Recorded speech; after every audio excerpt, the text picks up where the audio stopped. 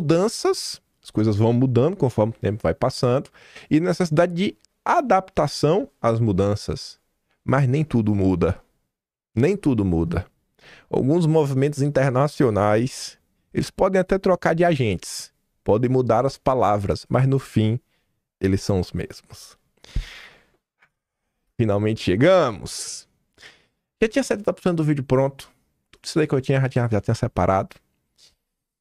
E muitas outras coisas. Aí eu me deparei com essa nota. Paradoxo da humanidade é ter que desacelerar. Desacelerar mais rápido, diz o Harari. O Harari, o carequinha, braço direito do Klaus. Não. Ele que falou isso? Não. Aí é brincadeira. O desacelerar tem a ver até com o degrowth, que é um termo que vem sendo amplamente utilizado aí em análises internacionais, Foreign Affairs, Financial Times.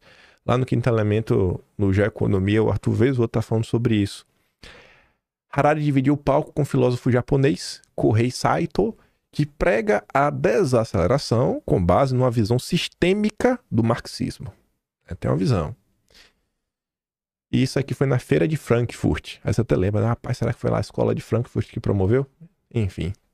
Ainda que os dois intelectuais tenham visões contrastantes, Harari se alinha mais ao pensamento liberal, né? Ambos se unem no alerta contra uma era do crescimento incessante que não enxerga os recursos do planeta como exauríveis. Desculpa.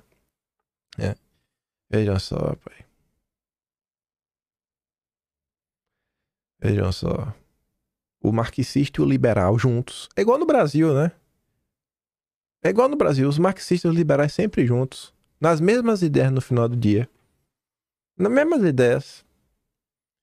A conversa que se viu no palco de Frankfurt simbolizou um apelo em comum para que todo mundo diminua um pouco o ritmo.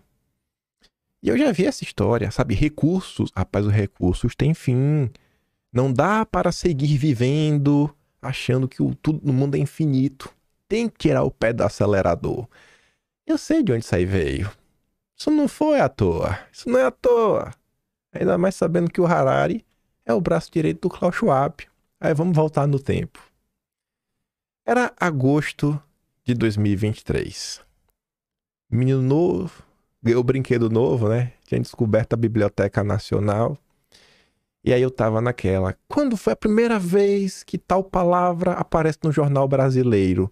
E qual foi a palavra que eu fui atrás na época? Transição energética. Termo do momento, né? Atual. Aí eu fui atrás e achei isso daqui. E eu já vi que eu gosto disso, né? De ver o jornal, a data, como foi feito, o contexto. Reportagem de página inteira. Não é qualquer reportagem, uma reportagem especial. Eu falei, rapaz. E eu li, fui lendo. Na verdade, eu nem li o texto, mas já fiquei fisgado porque eu li não o nome do autor, mas quem era o autor. Tem uma mini biografia aqui embaixo que vocês não conseguem ler. Eu sei, mas a gente vai chegar lá. Mas antes disso, vamos dar uma olhada, né? O texto era de 3 de dezembro de 78. A outra Segurança Nacional, um texto que veio aí depois das confusões, do choque do petróleo, desencadeou crise pelo mundo. E aí estava lá, a expressão segurança nacional tornou-se um lugar comum, um conceito a que regularmente se recorre. A preocupação com a segurança nacional é sem dúvida tão antiga quanto a própria nação-estado. Indícios cada vez mais numerosos, entretanto, demonstram que novas ameaças à segurança das nações estão surgindo e que as forças militares já não podem enfrentar estas novas ameaças. Enquanto o abastecimento de petróleo é ameaçado de esgotamento, a produtividade dos principais sistemas biológicos da Terra, peixes, flores, terras de parte de colheita, é ameaçada por excessivas exigências humanas. Também as terras de colheita vêm sendo danificadas pela erosão, à medida em que aumentam as pressões populacionais. O aumento populacional. Ameaça não apenas a segurança de cada nação, mas a sobrevivência da civilização como a conhecemos. Aí falava, né? As numerosas novas ameaças se manifestam sob a forma de desgastes ecológicos, escassez de fontes, alterações climáticas. Olha, as agendas que estão em destaque hoje, desde 78 a turma já estava falando, né?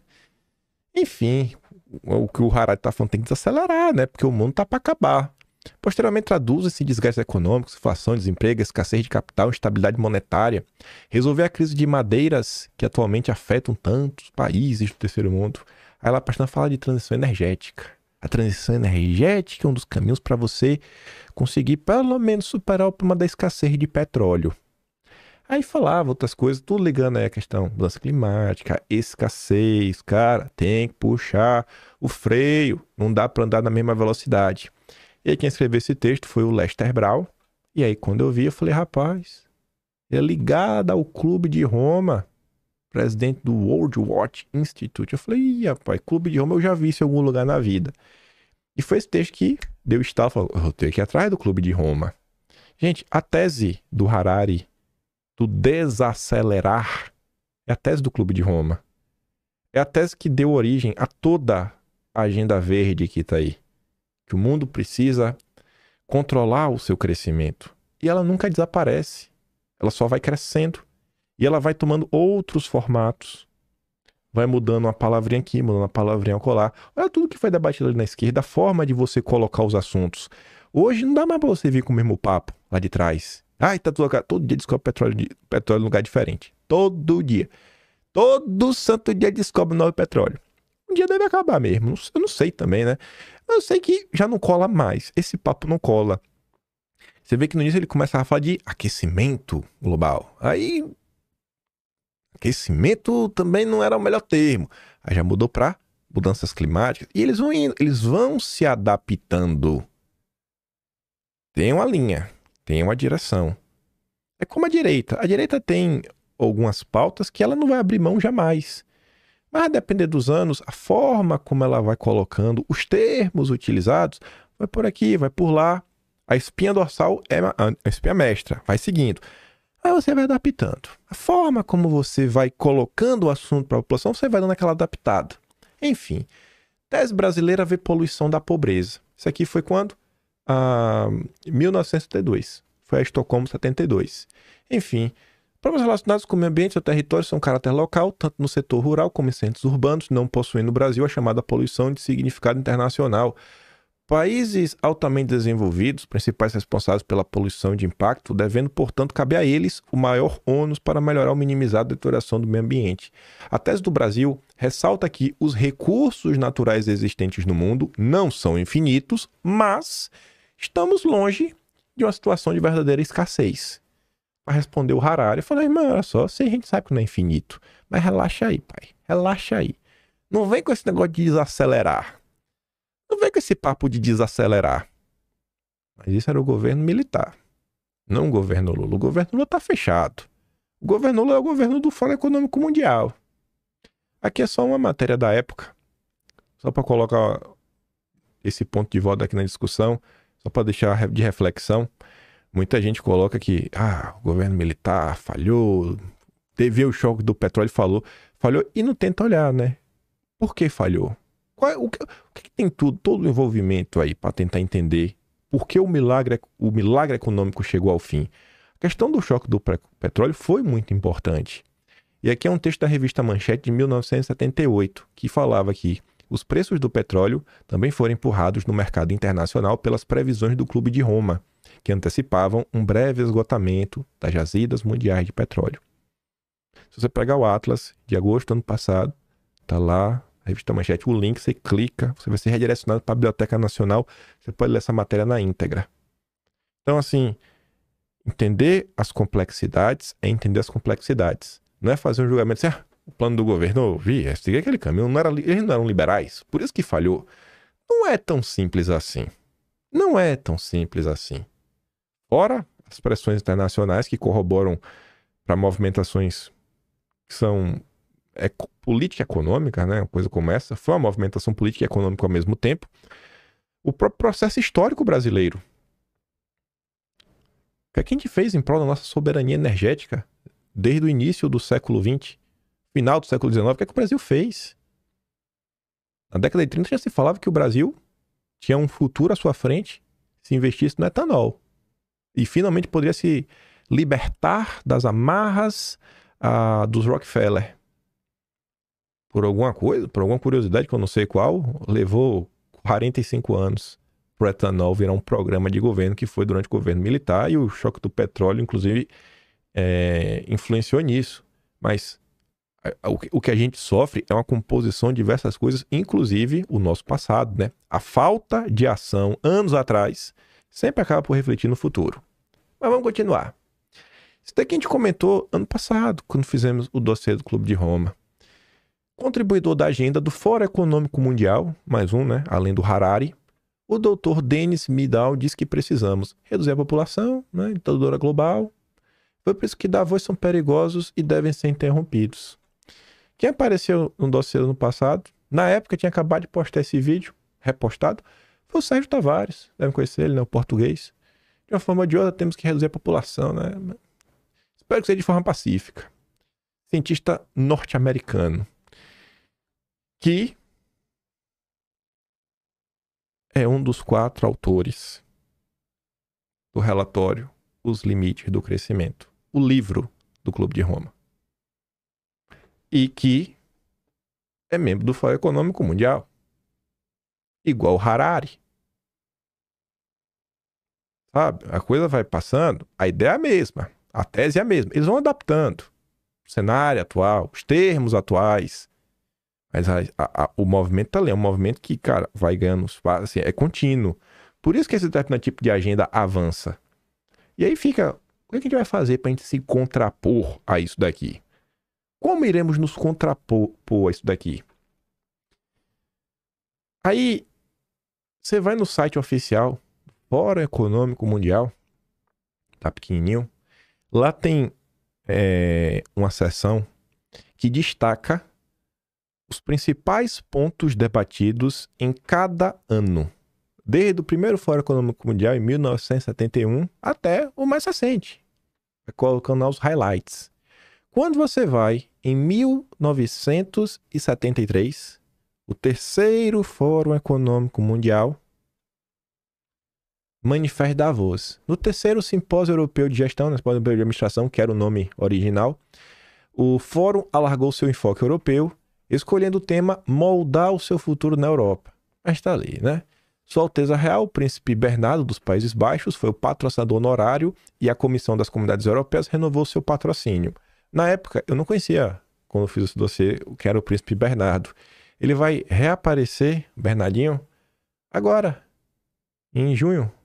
Junho ou julho? Que a gente fez o dossiê do Dulles, a parte 2, que também fala do Ribas, Paulo Domingo Ribas, né, o comandante da Marinha, que foi no primeiro Fórum Econômico Mundial e que era membro do Clube 1001, fundado pelo Príncipe Bernardo do País Baixo.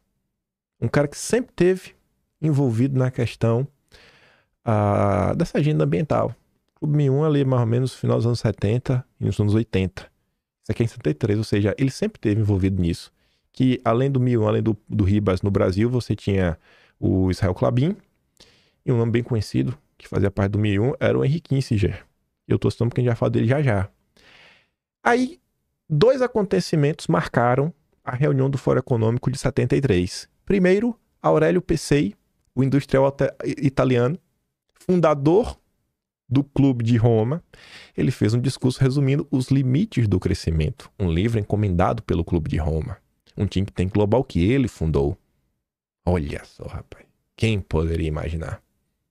Tava lá no Clube de Roma. Aí eu fui dar uma pesquisada do Harari e do Klaus Schwab no Twitter nas últimas horas e encontrei uma thread curiosa. Um perfil chamado Optimus Prime, aí da Transformer, publica ali o vídeo, sei que tá em inglês.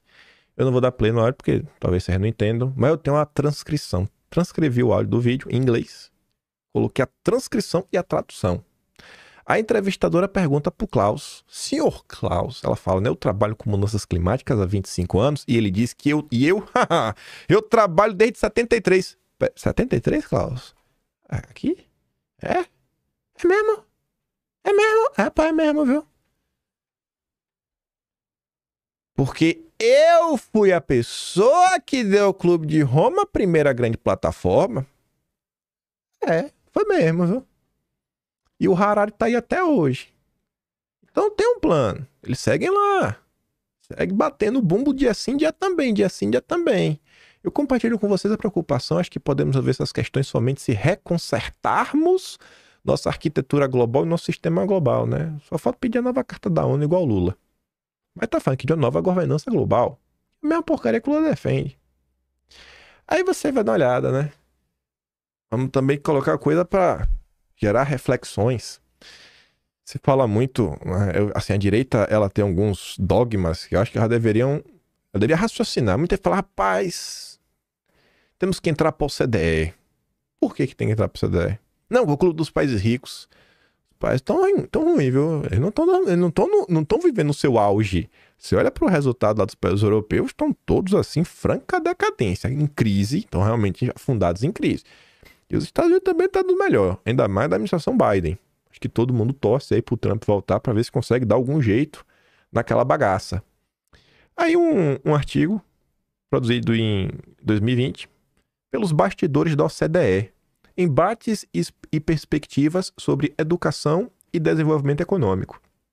Aí o que é que diz? Em maio de 58, que a educação passou a figurar como objeto de preocupação da OCDE, à época agruparam-se no órgão várias divisões internas da antiga Organização para a Cooperação da Economia Europeia. A constituição do OSTP foi realizada sob a coordenação administrativa do Comitê de Pesquisa Científica, especificamente de sua direção de assuntos científicos, então sob a liderança de Alexander King. Quem é Alexander King?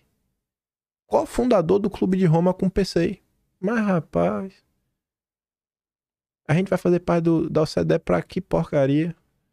Em 1960, ele se tornou diretor-geral de Educação e Ciência da OCDE, ocupando o posto até a sua aposentadoria em 1974. Não à toa que a educação no mundo só piora. Eu prefiro discutir educação com Carlos Nadalim do que com a OCDE. E Carlos Nadalim, na educação, vai colocar coisas, sabe, com mais base e resultado prático na vida das crianças do que a turma da OCDE. Mas vamos continuar. Naquela thread que eu achei, ele também colocou um vídeo. O vídeo tem duas partes. A segunda parte é essa. É o mesmo vídeo, mas eu botei a segunda parte na frente que vai fazer mais sentido. Aí eu transcrevi o áudio de novo. Fala em inglês. O entrevistador fala: deixe-me votar, Klaus. Ao momento em que você disse que, quando veio aqui, isso transformou a sua vida? Houve um curso, um professor que realmente fez a diferença para você? Ah, teve. Um seminário de Henry Kissinger. O Henry abriu os meus olhos. Não fui aceito no seminário, mas participei. Acho que ele me deixou entrar porque eu era alemão. E foi relativamente logo depois do conflito. Não havia muitos alemães aqui. E isso criou uma amizade que perdura até hoje. Na época, sei lá, 2022, 2023, né? O que já morreu por agora. Ai. E você sabe, Henry esteve várias vezes em Davos. E acho que foi principalmente participando de seus seminários que eu desenvolvi meu interesse por assuntos geopolíticos. Klaus Schwab é cria do Henry Kissinger. E o Henry Kissinger é cria de quem? Dos Rockefeller. Esse daqui é o Nelson. Nelsinho tá comentando sobre o CFR lá atrás, né? A primeira parte do vídeo. O entrevistador pergunta, aqui a mais longa, né? Que é tudo em inglês, a transcrição em inglês. Vamos olhar agora em português. Você mencionou, né, o Henry Kissinger, e acho que ele foi notado pela família Rockefeller, depois que ele escreveu um trabalho muito erudito sobre coisas nucleares, batalha nuclear nos anos 50. E o Nelsinho disse, sim, né, coisas nucleares e política externa. Tá bom. Então, foi publicado e a partir daí ele se tornou bem próximo da família Rockefeller, né? E o Nelsinho disse, sim, rapaz, se tornou.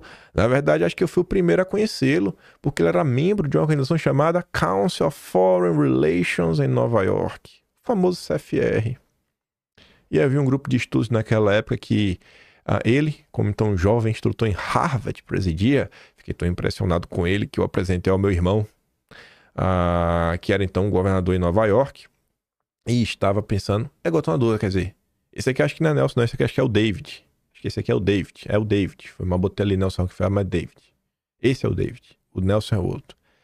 Enfim, o Dave, ele apresentou pro irmão, que é o Nelson. Eles tornaram grandes amigos. Na verdade, Henry se tornou o conselheiro da política externa de Nelson enquanto ele estava na vida pública, e eu acho que é um dos notáveis estadistas internacionais do mundo hoje. Mesmo 30 anos depois de ser secretário de Estado, ele ainda é solicitado por chefe de Estado quando viaja pelo mundo para pedir conselhos. No mês de setembro do ano passado, a gente resolveu fazer um dossiê sobre o Fórum Econômico Mundial, porque achei algumas notícias na Biblioteca Nacional da década de 70. E aí, pensando mais na internet, agora você vê que essa afirmação realmente era verídica.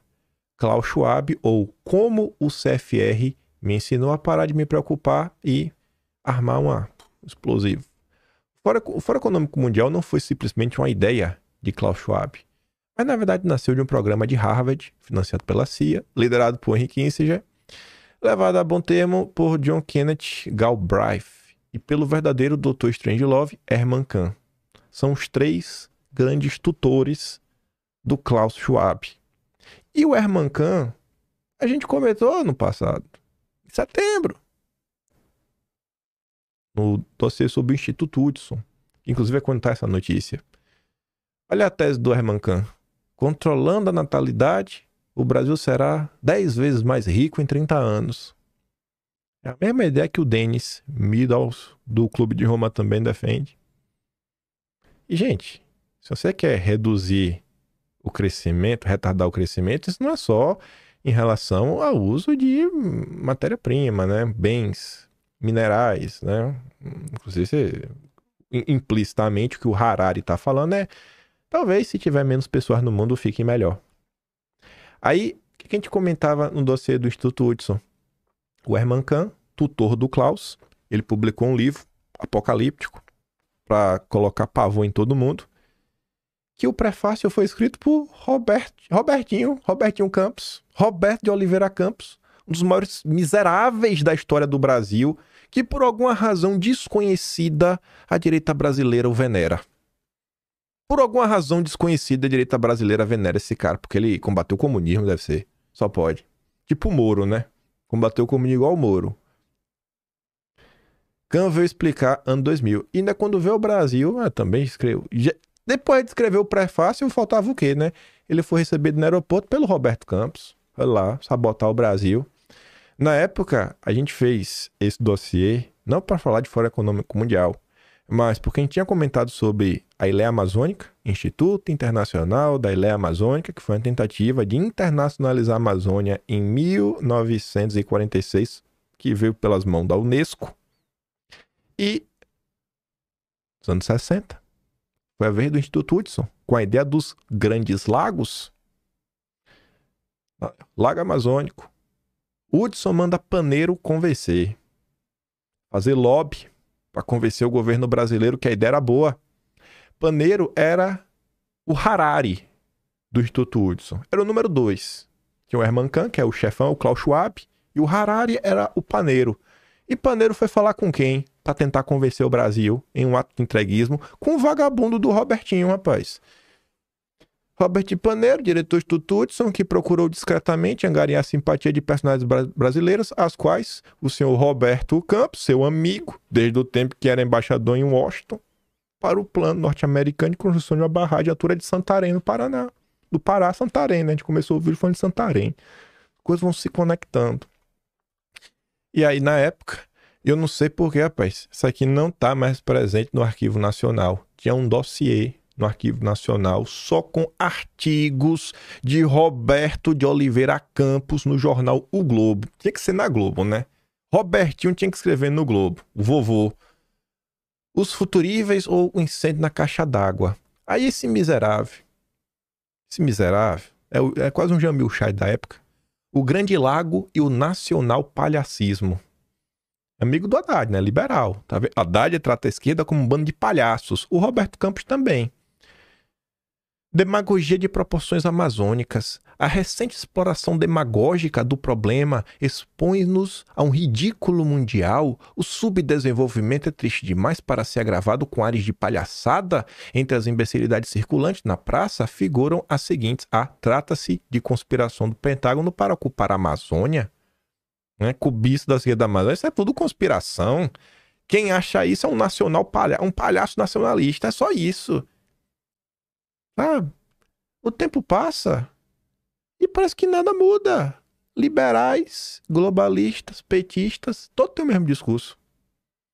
Todo tem o mesmo discurso. Então, assim, já que a gente tá nesse momento, discussões pós-eleição, futuro da esquerda, futuro da direita, eu acho que tá na hora realmente, assim, de falar, cara, vamos dar um próximo passo, vamos começar a debater o que é que a direita brasileira é. O que é que a direita brasileira é? Qual é o plano dela? Se você hoje tivesse a oportunidade de falar com aquele seu amigo, que você sabe que ele não é de direita, mas você é amigo dele, porque ele é seu amigo, cara. Se ele chegasse pra você e falar, bicho, tô de peito aberto. Me diz aí, por que eu tenho que virar à direita? Qual é o plano de vocês? O que é que você falaria pra ele? Qual é o plano? Qual o plano que você falaria pra ele? Além de tirar o Lula. Qual é o plano? Pra gerar emprego? Pra aumentar os salários? Pra reduzir a insegurança? Pra melhorar o serviço de saúde? Pra pessoa não ficar esperando aí 6 meses vezes pra uma cirurgia? Pra ter leito no hospital? Pra criança ir pra escola e aprender? Qual é o plano? Eu não tenho dúvida que se colocar à direita vai melhorar. Eu não tenho dúvida. Mas isso não vai convencer quem ainda não entrou pro nosso lado. A gente tem que ter na ponta da liga algumas coisas pra gente conversar com a pessoa e falar, cara, a gente tem esse caminho aqui, ó. Temos essas opções. Por isso que, na esteira de tudo que está acontecendo, que possamos começar a ter discussões mais profundas, discussões mais sérias, começar a discutir sobre projetos de Brasil. A esquerda está em busca de um novo projeto, um novo plano para inspirar pessoas, trazer esperança pro coração. Cara, vote em mim porque sua vida vai melhorar. Mas vai melhorar por quê? O Lula não é mais a esperança que ele era no passado. Gente, a era do PT, ela acabou. Eu não acho que essa esquerda que tá aí, lulista, ela vai conseguir apresentar um plano. Eu não acho que ela vai. E eu não acho que ela vai ter, sabe, continuidade após o Lula. Acabou, não tem nenhum grande nome, que inclusive é um nome unificador. Boulos talvez seja o caso do Lula. Mas Boulos não é unanimidade. Boulos já sofre uma enorme resistência desde os dias atuais. Da própria Tabata Amaral, que tá aí, até apoio ele, mas sentou a bolacha nas eleições. Do próprio petismo, o PT não é unido em torno do nome do Boulos. O próprio PSD com o pé da Tabata, PDT, sabe? Sim, não é um nome que todo mundo concorda. Estou falando da própria esquerda. Então, assim, aproveitemos esse momento, o que está acontecendo, os sinais que o mundo vem nos dando, falando, ó, vamos fazer isso, ó, a maldade tá vindo, a maldade tá vindo, a maldade tá vindo. Tá, beleza, entendi que a maldade tá vindo, então vamos nos preparar de forma séria, sabe? Pensando realmente no futuro que nós queremos. Porque só assim, gente, não tem outro caminho. Se você acredita no reformismo, que a mudança virá através de uma política mesmo, não através de uma revolução. Se você acredita na revolução é uma coisa. Mas se você acha que não vai ter revolução, que vai ter que ser pelas vias eleitorais da democracia brasileira, que é daquele jeito, a gente vai ter que dar um próximo passo. A gente vai ter que aprofundar o debate. A gente vai ter que fazer mais autocrítica. A gente vai ter que ter coisas que até os dias atuais elas não foram desenvolvidas. Para a gente poder estar diante aí de um cenário. Que a direita vai continuar crescendo, isso é inegável. Ela vai crescer. Mas, se a gente continuar no ritmo que a gente está agora, ela vai crescer para onde? A um ponto que você vai estar satisfeito ou você ainda quer mais? Se você quer mais, você tem que fazer mais. E com isso, eu vou mandar os vídeos em inglês lá no Telegram. Você pode rever se a transcrição tal não tá certa. Tá até com legenda em inglês o vídeo. Acho que tem como, não sei se um tá, o outro acho que não. Mas eu vou mandar. Pense sobre tudo isso e se gosta do meu trabalhinho, quiser dar um pouco mais, pode estar no meu canal, tem um botão de valeu, tem um P na descrição e tem um Atlas brasileiro, que inclusive, já pensei que tava aqui a imagem, não tá aqui a imagem não. Tá dando notícia de Bolsonaro. Mas o Atlas brasileiro, versão final de agosto, já está disponível. Mesmo com os problemas do mês passado, a Mari conseguiu entregar tempo recorde, porque realmente o outro saiu 10 dias atrás, agora já tá aí, versão bonitinha, finalizado de agosto, está lá. 20 livros entregues. Compartilhe, volte amanhã. Eu deixo aquele grande beijo e abraço, tamo juntos. Valeu, meus amigos. Fui!